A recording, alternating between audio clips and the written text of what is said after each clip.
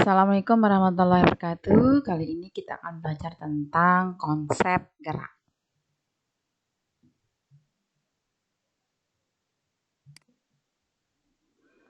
Benda dikatakan bergerak itu pertama jika dia mengalami perubahan posisi dari titik acuannya.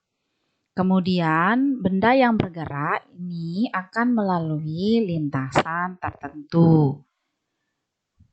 Gerak dikatakan bersifat relatif, maksudnya benda itu dikatakan bergerak bergantung pada titik acuan yang digunakan.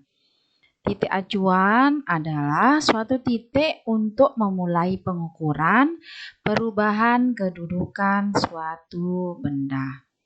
Apa itu kedudukan? Kedudukan adalah letak diukurnya dari suatu acuan. Jika kedudukan benda terhadap acuan berubah, berarti benda melakukan perpindahan. Besarnya perpindahan yang dilakukan benda dinyatakan dengan jarak. Jarak adalah panjang lintasan yang ditempuh benda bergerak. Nah, selain jarak ini ada perpindahan. Perpindahan adalah jumlah lintasan yang ditempuh dengan memperhatikan posisi awal dan akhir benda. Jarak dan perpindahan. Kita sebelum berlanjut ke materi selanjutnya harus bisa membedakan dulu apa itu jarak dan perpindahan. Dua hal ini sangat berbeda kan ya. Contoh soal, seseorang mengendarai sepeda motor pada lintasan yang lurus dari Sayang-Sayang menuju Udayana yang berjarak 8 km dari rumahnya. Karena buku paketnya tertinggal di rumah temannya yang berada di wilayah Rembige, maka ia balik lagi ke tempat tersebut yang jaraknya 4 km dari Udayana. Hitunglah jarak dan perpindahan yang ditempuh oleh orang tersebut. Jadi kita buat dulu petanya. Misalnya ini wilayah Sayang-Sayang, kemudian ini wilayah Udayana, dan ini wilayah Rembige. Dari Sayang-Sayang menuju Udayana ini jaraknya 8 kilo. Kemudian di antara Sayang-Sayang dan Udayana ini melewati Rembige. Jaraknya itu antara Udayana ke Rembige ini 4 kilo. Ini dari ilustrasi soal yang ada di layar. Nah, yang mana sih namanya jarak? Jadi jarak itu adalah panjang lintasan seluruhnya. Tadi orang itu tersebut bergerak dari Sayang-Sayang menuju ke Udayana, kemudian dia kembali ke Rembige. Dari Sayang-Sayang menuju Udayana ini adalah posisi awalnya berjarak 8 km. Kemudian dari Udayana ke Rembige adalah posisi akhirnya yang jaraknya 4 km. Sehingga total jarak yang ditempuh oleh orang tersebut adalah 8 ditambah 4 sama dengan 12 km. Itu jarak. Sedangkan perpindahan kita harus tahu mana posisi awal dan posisi akhirnya. Posisi awalnya tadi dari Sayang-Sayang ke Udayana jaraknya 8 kilo. Sedangkan dari Udayana ke Rembige 4 kilo. Sehingga rumusnya menjadi kedudukan awal dikurangi kedudukan akhir. Sama dengan 8 dikurangi 4 km. Sama dengan 4 km. Jadi antara jarak dengan perpindahan berbeda. Jaraknya 12 km, yaitu jarak seluruhnya yang dia lewati. Sedangkan perpindahan adalah posisi akhir dan posisi awalnya. Ternyata perpindahan orang tersebut sebanyak 4 km. Nah, kita ke gerak lurus. Sebenarnya gerak itu terbagi menjadi 3. Ada gerak lurus, ada gerak parabola, dan ada gerak melingkar. Kita pelajari tentang gerak lurus terlebih dahulu. Gerak lurus adalah gerak yang melalui lintasan lurus. Berdasarkan keadaannya, gerak ini terbagi menjadi dua. Ada namanya gerak nyata, ada namanya gerak semu. Nyata artinya gerak benda sesungguhnya. Contohnya adalah seperti kuda berlari atau kelereng yang digelindingkan. Kemudian adalah gerak semu. Gerak semu adalah keadaan di mana suatu benda terlihat bergerak padahal sebenarnya diam. Ini contohnya adalah pergerakan matahari yang terlihat bergerak dari timur ke barat, padahal sebenarnya matahari tidak diam. Bumilah yang berotasi dari arah barat ke timur. Selanjutnya adalah kecepatan dan percepatan. Kecepatan itu diartikan rata-rata perpindahan. Tadi sudah kalian pahami di awal perpindahan itu apa. Jadi kecepatan adalah rata-rata perpindahan benda per satuan waktu. Besarnya kecepatan ini disebut dengan kelajuan. Sehingga dirumuskan dengan V sama dengan S per T. V adalah kelajuan dengan satuan meter per sekon. S adalah perpindahan dengan satuan meter. Kemudian T sama dengan waktu satuannya sekon. Nah, selanjutnya adalah percepatan. Percepatan adalah perubahan kecepatan setiap satuan waktu. Sehingga dirumuskan dengan A sama dengan delta V per T. A adalah percepatan dengan satuan meter per sekon kuadrat, sedangkan delta V artinya perubahan kecepatan. Di sini perubahan kecepatan ini berarti ada dua. Berarti ada dua data yang dibandingkan, kecepatan awal dan kecepatan akhir. Satuannya adalah meter per sekon.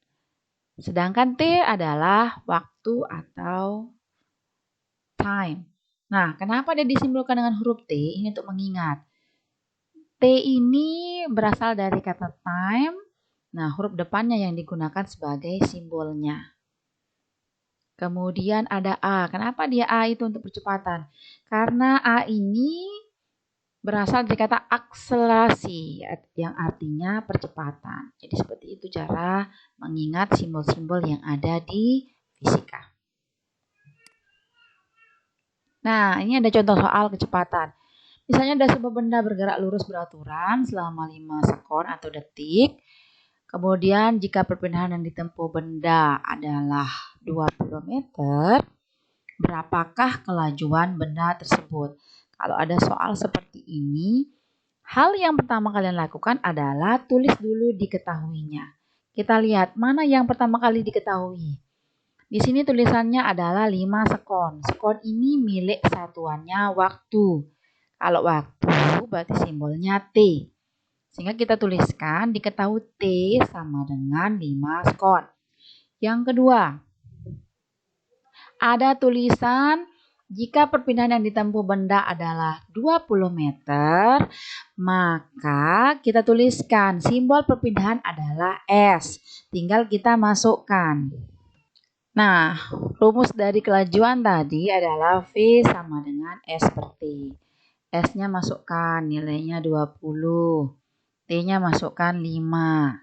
Sehingga 20 dibagi 5 sama dengan 4. Satuannya meter per sekon.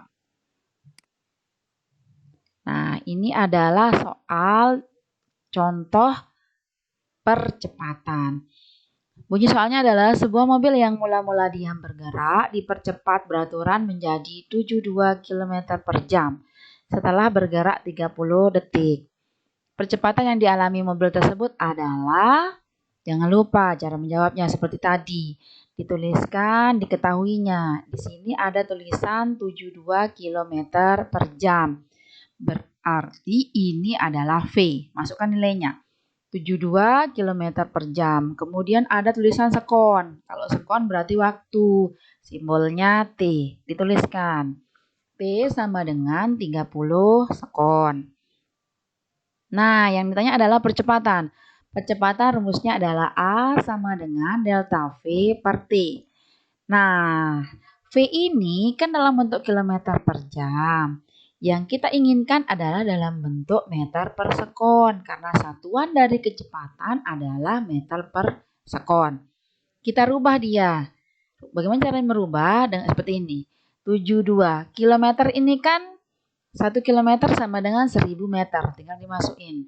1 jam itu sama dengan 60 menit. Kalau dijadikan detik, jadinya 3600 detik. Kemudian masukkan nilainya. Jadi 72 dikali 1000 dibagi 3600. Hasilnya adalah 20 meter per sekon. Sudah kita temukan nilai V. Tinggal dimasukkan. Ingat rumus percepatan adalah delta V per T. Berarti ada posisi akhir dikurangi posisi awal. Kenapa di sini posisi awalnya 0? Kita lihat dari sini. Di sini ada tulisan sebuah mobil yang mula-mula diam. Nah, diam berarti kecepatannya 0. Kalau ternyata tidak ada keterangan apapun, hanya kecepatan ini saja cuma 1 ditulis, langsung saja dimasukkan nilainya. Nah, ini karena ada 2 data, berarti dua-duanya dimasukkan. Sehingga 20 dikurangi 0 itu 20 dibagi dengan 30. Hasilnya ini kita perkecil dia menjadi 2 per 3. Hasilnya adalah 0,66 sekian. Tapi dibulatkan menjadi 0,67. Satuan dari percepatan adalah meter per sekon kuadrat. Nah, jelas ya tentang kecepatan, percepatan, jarak, dan perpindahan.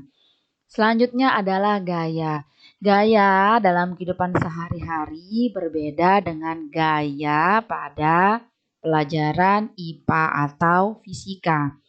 Kalau dalam kehidupan sehari-hari, gaya itu identik dengan kebiasaan atau cara berpikir orang. Tapi kalau dari sisi mata pelajaran IPA, gaya itu adalah tarikan atau dorongan.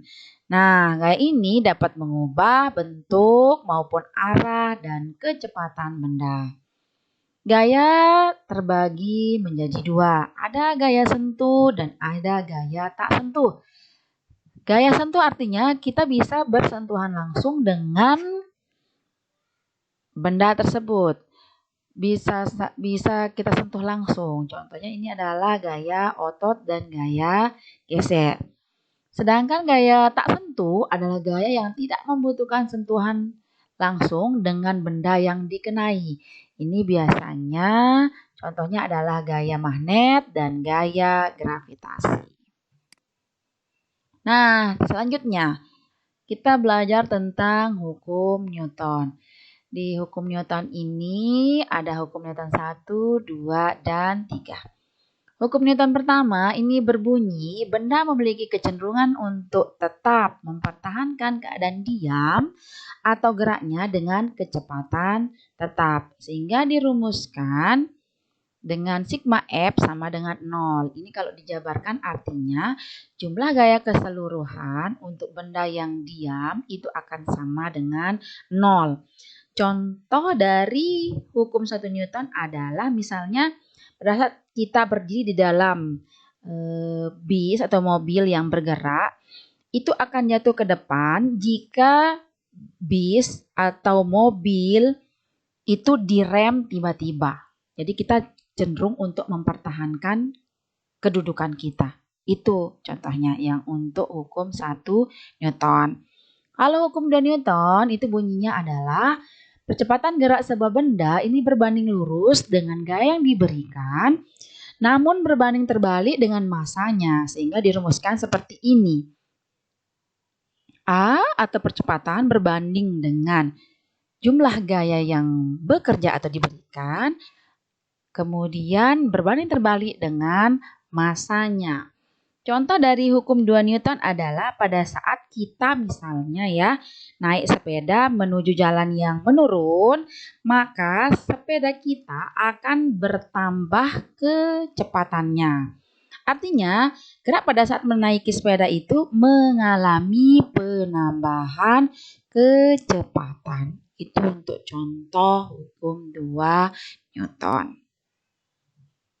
Selanjutnya adalah hukum 3 Newton. Bunyinya adalah bahwa ketika benda pertama mengerjakan gaya pada benda kedua, ini disebut dengan gaya aksi. Kemudian benda kedua akan memberikan gaya yang disebut dengan gaya reaksi yang sama besar ke benda pertama.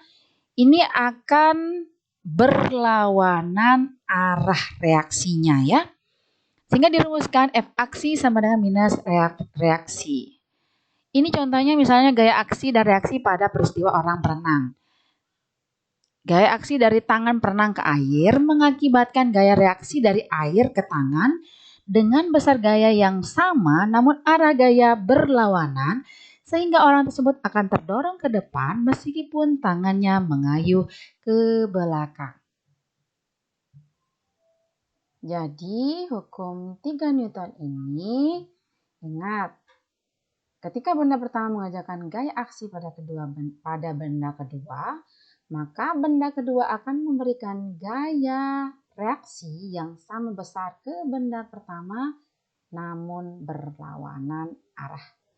Sampai bertemu di kesempatan berikutnya. Wassalamualaikum warahmatullahi wabarakatuh.